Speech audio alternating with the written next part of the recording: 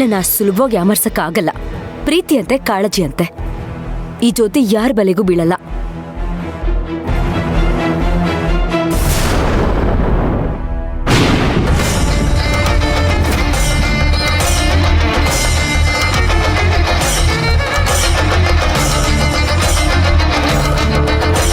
ಇವ್ರು ಯಾಕೆ ಬಂದಿದ್ದಾರೆ ಇಲ್ಲಿಗೆ?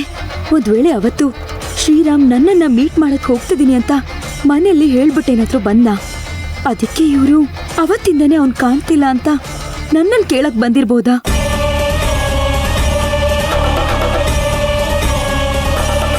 ನೀವು? ನಾನು ಗೊತ್ತಾಗ್ಲಿಲ್ವಾ? ಶ್ರೀರಾಮ್ ತಾಯಿ.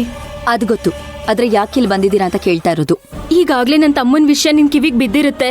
ನನ್ ತಮ್ಮ 3 ವಾರದಿಂದ ಕಾಣಿಸ್ತಿಲ್ಲ. ಅದಕ್ಕೆ ಅವನ್ ಇಲ್ಲಿಗೇನಾದ್ರೂ ಬಂದಿದ್ನಾ, ನಿಂಗೇನಾದ್ರೂ ಸಿಕ್ಕಿದ್ನಾ ಅಂತ ಕೇಳೋಕ್ ಬಂದ್ವಿ.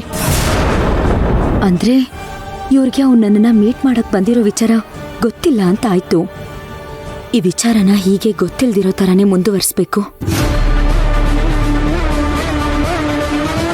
ಅವ್ನ್ ಇದೇ ಊರಿಗೆ ಬಂದಿದ್ದಾನೆ ಅಂತ ಗೊತ್ತಾಯ್ತು, ಆದ್ರೆ ಎಲ್ಲಿದ್ದಾನೆ ಅಂತ ಗೊತ್ತಾಗ್ತಿಲ್ಲ. ಅದಕ್ಕೆ ಅಕಸ್ಮಾತ್ ಅವನ್ ಬಗ್ಗೆ ನಿನಗ್ ಗೊತ್ತಿದ್ಯಾ ಅಂತ ಕೇಳೋಕ್ ಬಂದ್ವಿ. ಏನು? ನನಗೂ ಅವನಿಗೂ ಏನ್ ಸಂಬಂಧ ಅಂತ ನೀವು ನನ್ನ ಕೇಳಕ್ ಬಂದಿದ್ದೀರಾ? ಈಗಿಲ್ದೇ ಇರ್ಬೋದು, ಆದ್ರೆ ಆಗ ಅನ್ನೋದು ಆಗ್ಲೇ ಮುಗ್ದೋಗಿದೆ. ನಾನಿವಾಗ ಬೇರೆಯವ್ರ ಹೆಂಡತಿ. ಇಷ್ಟು ವಯಸ್ಸಾಗಿದೆ ನಿಮ್ಗೆ, ಇಲ್ಲಿವರೆಗೂ ಕೇಳ್ಕೊಂಡ್ ಬಂದಿದ್ದೀರಲ್ಲ, ತಪ್ಪು ಸರಿ ಅನ್ನೋ ಪ್ರಜ್ಞೆ ಕೂಡ ಇಲ್ವಾ ನಿಮ್ಗೆ?